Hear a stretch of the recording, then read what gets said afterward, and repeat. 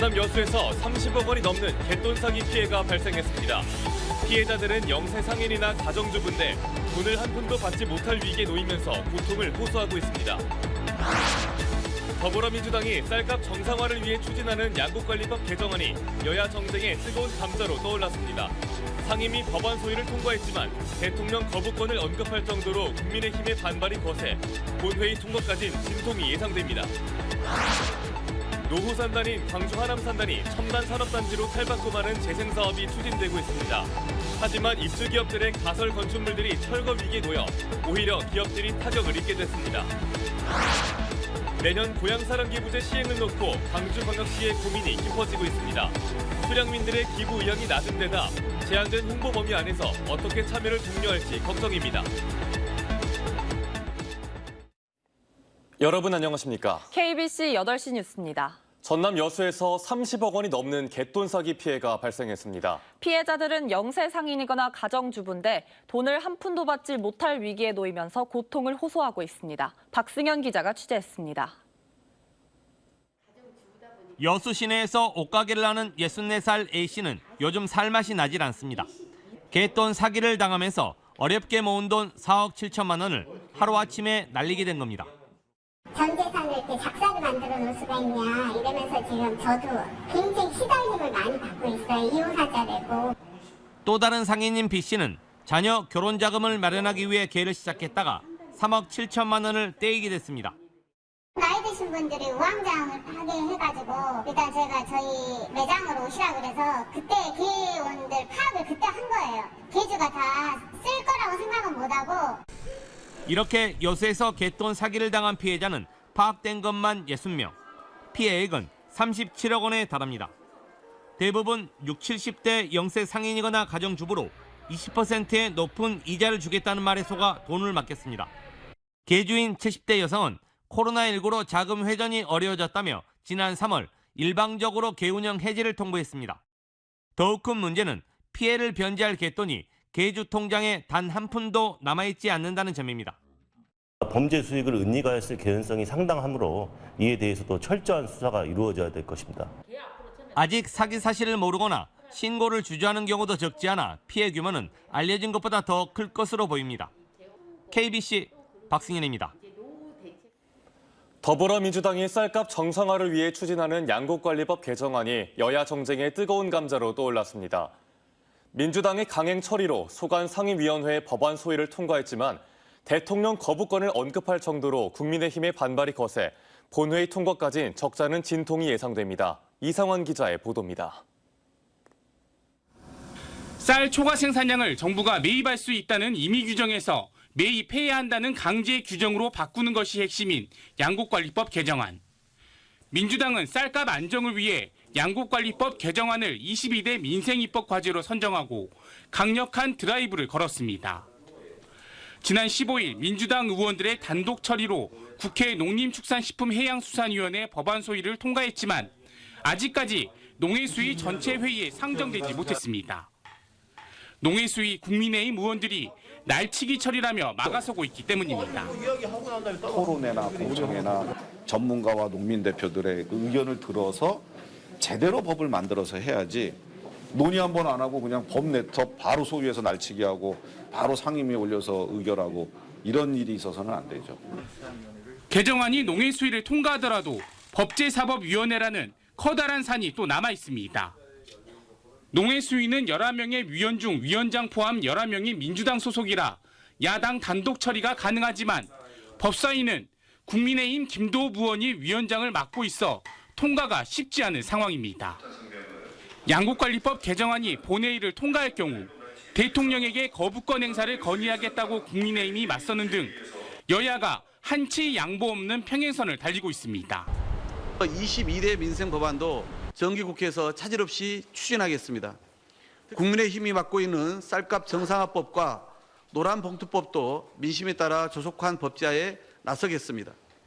민생 법안인 양국관리법 개정안이 여야 정쟁에 휘말리면서 이번 정기국회 통과를 장담할 수 없게 됐습니다. KBC 이상환입니다. 노후 산단인 광주 하남 산단은 국토부 공모로 재생사업지구로 지정돼 첨단 산업단지로 탈바꿈하는 재생사업이 추진되고 있는데요. 재생사업지구에 관한 국토계획법이 개정되면서 산단 입주기업들의 가설 건축물들이 철거 위기에 놓여 오히려 기업들이 타격을 입게 됐습니다. 구영슬 기자가 취재했습니다. 준공 30년이 지난 노후 산단인 하남 산단. 국토교통부 공모 사업으로 지난 2018년 재생사업지구로 지정됐습니다. 첨단 산업단지로 탈바꿈하기 위해 오는 2025년까지 400억 원을 들여 산단 입주기업 지원을 위한 플랫폼 구축 등에 들어갔습니다. 문제는 산단 내 가설 건축물을 철거하는 내용의 국토계획법이 지난해 개정되면서 오히려 하남 산단 입주기업들이 위협을 받게 된 상황. 법령 개정에 따라 중소기업 29곳이 사용해오고 있는 가설 건축물 수십여 개를 사실상 철거하라는 공문이 내려진 겁니다. 이렇게 구청에서 철거하라고 공문을 내린 하남 산단 입주기업들의 가설 건축물들은 60여 채. 승인을 다 받아서 했던 거예요. 기업들은 지금 만약에 이게 천막을 걷어보면 제품들이 다 불량나고 제품을 어디 팔아먹을 수도 없잖아요. 같은 재생사업이 추진되는 충북 청주시는 가설 건축물을 산단기업 창고용 부대시설로 인정하며 철거 대상에서 제외했습니다. 청주시에서는 인정을 하고 있는 것이고요. 광주에서는 인정을 안 하고 있는 것이고요. 가설 건축물 부대시설 인정 여부는 승인권자가 판단할 사항이라고 지자체 의견을 수렴을 하고 있고요. 대안을 마련할 계획입니다. 반면 광주광역시는 법대로 산단 입주기업들의 가설 건축물을 철거한다는 입장입니다. 우리는 그냥 따라가는 것이다. 법령 규정이라든지 법제처 해석이라든지 현장 여건이라든지 지구단위 계획을 봐가지고 판단을 해야 될 사항이잖아요. 노후 산단을 살리겠다며 추진한 재생사업이 오히려 산단 입주기업들의 설 자리를 잃게 하는 본말전도 행정에 입주기업들의 불만이 커지고 있습니다. KBC 구영슬입니다. 민주노총이 이번 주말 전국 동시 노동자 대회를 시작으로 본격적인 장외 투쟁에 들어갑니다. 재벌 특혜와 부자 감세와 같은 반노동 정책을 밀어붙이는 정부를 상대로 적극적인 투쟁에 나서겠다는 건데 한국노총과의 연대 가능성도 점쳐지고 있습니다. 이계혁 기자의 보도입니다. 2017년 이후 5년 만에 2배 이상 늘어난 10대 건설사 산업재해.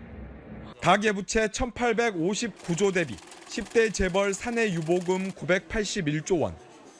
이런 상황에서 법인세 최고 세율을 낮추고 부자 감세 정책을 펼치고 있는 정부를 더 이상 두고 볼 수 없다는 게 노동계의 판단입니다. 물가가 폭등하고 서민들이 고통을 받고 있는데도 오히려 정부가 양극화를 심화시키고 있다는 겁니다. 윤석열 정부는 안전하지 못한 일터에서 더 오래 일하고 더 낮은 임금으로 받고 일하라고 강요하고 있습니다. 민생에 대한 문제 그리고 노동자들이 노동조합을 할 수 있도록 하는 문제를 주장하면서 이번 구의사대회를 진행하게 됐습니다. 민주노총은 이번 주말 국민의힘 전남도당을 비롯한 전국 16개 광역시도에서 동시다발 노동자 대회를 개최합니다. 진보정당과 시민사회단체 그리고 농민단체들도 노동자 대회에 동참합니다. 이런 농민 노동자 그리고 자영업자 대부분의 서민 대중의 생존권적 요구 앞에서 진보당의 당력을 집중하고 진보당의 사활을 걸고 민중들과 함께 나갈 생각입니다. 민주노총은 이번 시도 노동자 대회에 이어 오는 11월 전국 노동자 대회를 열기로 했습니다. 이 가운데 대정부 장외 투쟁을 선언한 한국노총과 민주노총이 연대에 나설 경우 파급력은 더욱 커질 것으로 예상됩니다. 윤석열 정부 집권 1년차, 코로나19 팬데믹이 사실상 끝나면서 노동계의 장외 투쟁도 본격화하고 있습니다. KBC 이계혁입니다.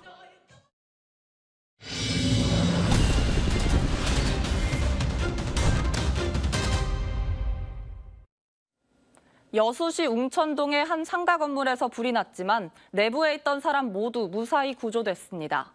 오늘 오후 5시 20분쯤 여수시 웅천동의 4층짜리 상가 건물에서 난 불이 급격히 확산됐지만 긴급 출동한 119가 상인과 손님 등 16명 전원을 무사히 구조했습니다.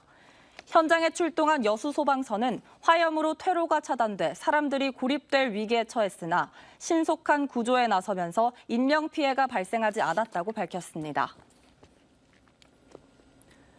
광주 전남 코로나19 확진자 수가 1,000명대로 집계됐습니다. 광주광역시와 전라남도 방역당국은 오늘 0시 기준 광주에서 7,776명, 전남에서 874명이 신규 감염되면서 모두 1,650명의 확진자가 발생했다고 밝혔습니다. 전날에 이어 이틀 연속 1,000명대로 광주와 전남에서는 추석 연휴 이후 일일 신규 확진자 수가 1,000명에서 2,000명대를 기록하며 뚜렷한 감소세를 보이고 있습니다. 장서궁 전 전남교육감이 국가교육위원회 비상임위원으로 임명됐습니다. 장서궁 전 교육감은 새로운 교육과정 심의와 학제 개편, 교원 수급 정책 등 중장기 교육 정책 수립에 참여하게 되며 임기는 3년입니다. 전교조 위원장 등을 지낸 장 전 교육감은 더불어민주당 추천 몫으로 국교위원회 이름을 올렸습니다. 내년 고향사랑 기부제 시행을 놓고 광주광역시의 고민이 깊어지고 있습니다. 타 시도에 비해 출향민들의 기부 의향이 낮다는 조사 결과까지 나온 가운데 제한된 홍보 범위 안에서 어떻게 참여를 독려할지 걱정입니다. 정의진 기자입니다. 한국지방행정연구원에서 고향사랑 기부제에 대한 기부자들의 인식 조사를 시행한 결과입니다. 어느 지역에 기부할 것인지를 물었더니 응답자의 13%는 전남이라고 답했습니다. 17개 시도 중 가장 높은 수치입니다. 반면 광주는 3.3%에 그쳤습니다. 8개 특별광역시 중 서울, 부산, 대구보다도 낮습니다. 광주 지역 출향민들 중 고향에 기부하겠다는 응답자도 25%뿐이었습니다. 타 지역에 기부하겠다는 출향민이 오히려 더 많았습니다. 사실상 출향민들의 기부 의향이 미지근하단 방증입니다. 광주시의 고민이 깊어지는 이유입니다. 그렇지 않아도 녹록지 않은 상황에 홍보 범위는 크게 제한돼 있습니다. 전화나 편지, 문자, SNS 홍보는 물론이고 향후회나 동창회 등 사적 모임에서 기부를 권유하거나 독려해서도 안 됩니다. 정보 전달 매체를 통한 광고는 가능한데 투입 대비 얼마나 효과가 있을지도 미지수입니다. 그것 때문에 돈을 막 드리고 할 수는 없어요. 고향사랑 기부를 안내하는데 광주는 따뜻함이라든가 아니면 광주의 이미지가 있잖아요. 그걸 조금 다르게 변화시켜보는 거예요. 답례프 확정에도 어려움을 겪고 있습니다. 광주 지역 특산품만 가능하지만 마땅한 자원이 없고 5개 자치구별 품목도 따로 구성해야 하는 부담이 있습니다. 고향사랑 기부제 시행까지 앞으로 100일 정도 남은 가운데 자문단까지 꾸린 광주시가 어떤 대안을 내놓을지 관심이 모아지고 있습니다. KBC 정의진입니다. 노동청이 화학물질 누출 사고를 낸 여수산단 금호석유 화학에 경고 조치를 내렸습니다. 광주지방고용노동청 여수지청은 사고 직후 금호석유화학 공장장을 불러 경고 조치를 내리고 장비 교환이나 시설 점검을 할 때 안전관리를 보다 철저히 하라고 요구했습니다. 앞서 어제 오전 10시 47분 여수산단 금호석유화학에서 위험 화학물질이 누출돼 직원 14명이 병원에서 치료를 받았습니다. 경찰은 플랜트 증설 작업을 하던 작업자가 배관 밸브를 완전히 잠그지 않고 화학물질을 보내다 사고가 난 걸로 보고 있습니다. 고흥군 농산물 수출개척단이 유럽에서 잇따라 수출 협약 성과를 냈습니다. 고흥 농산물 수출개척단은 최근 체코에서 밀키트 유통기업 뉴트리션 프로와 유자 공급기업 유주, 그리고 단체 급식기업 베이지크루와 62억 원 규모의 고흥 농산물 수출 협약을 맺었습니다. 고흥군은 유자와 생강 등 고흥 식재료의 유럽 진출이 시작된 만큼 수출 확대를 위한 생산시설 정비와 식재료 연구 개발에 더욱 속도를 낼 계획입니다. 광주 전남 시민사회단체가 윤석열 정부의 퇴진을 촉구하는 집단 행동에 나섰습니다. 시민단체 광주 전남 촛불행동은 오늘 출범식을 열고 윤석열 정권을 향해 무능하고 타락한 집권 세력의 행태를 목도하고 있다며 현 상황을 국난으로 규정하고 괴물 정부의 퇴진을 위해 촛불 시민들과 함께 결연히 싸울 것이라고 강조했습니다. 김건희 특검과 법무부 장관 탄핵 추진 등을 촉구하는 서명운동과 거리 행진 등도 예고했습니다. 정신병원에 입원 중이던 60대 남성이 병원을 빠져나와 자해했습니다. 어제 오전 10시 30분쯤 담양의 한 정신병원에 입원해 있던 65살 남성이 외래 진료를 위해 간 인근 병원에서 인솔자 몰래 병원을 빠져나와 달아났습니다. 오늘 새벽 12시 20분쯤 휴대전화 위치 추적을 통해 해남에서 달아난 남성을 발견하고 경찰관이 다가가자 남성이 흉기로 자해해 중상을 입고 병원으로 옮겨져 치료를 받고 있습니다. 평생 교육에 대한 정보와 관련 기관의 프로그램을 소개하는 박람회가 열립니다. 광주광역시는 오늘부터 이틀간 국립아시아문화전당 아시아문화광장에서 제7회 광주 평생학습 박람회가 진행된다고 밝혔습니다. 이번 행사에는 어르신들을 대상으로 한 문해 골든벨과 평생학습 강연 콘서트, 평생학습 프로그램 체험 부스 등이 마련됐습니다. 경전선 순천도심 통과 문제와 관련해 정부가 기본계획 공시를 보류해야 한다는 주장이 제기됐습니다.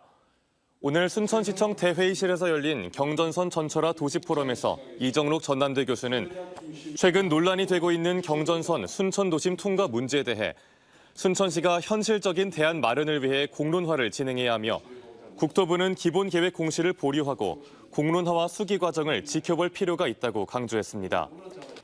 광주 순천 경전선 전철화 사업은 지난해 기획재정부 예비타당성 조사를 통과했지만 순천 도심을 통과하는 노선에 대해 순천 지역의 반발이 거세지고 있습니다. 청년이 직접 기획하고 즐기는 축제 2022 광주 청년주간이 개막했습니다. 광주광역시는 오늘부터 사흘간 광주 금남로 차 없는 거리에서 What's Your Color를 주제로 광주 청년주간이 열린다고 밝혔습니다. 이번 행사에는 청년 정책을 논의하는 청년 정책 콘퍼런스와 청년 창업과의 상품을 구입할 수 있는 청년 상인 마켓 등을 비롯해 EDM과 힙합 페스티벌 등 다채로운 공연이 마련됐습니다.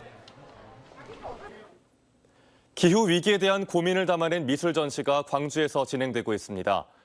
민족미술인협회 광주지회는 광주 가톨릭 평생교육원 브레디관에서 기후 정의와 모두의 예술 전시를 오는 30일까지 진행합니다.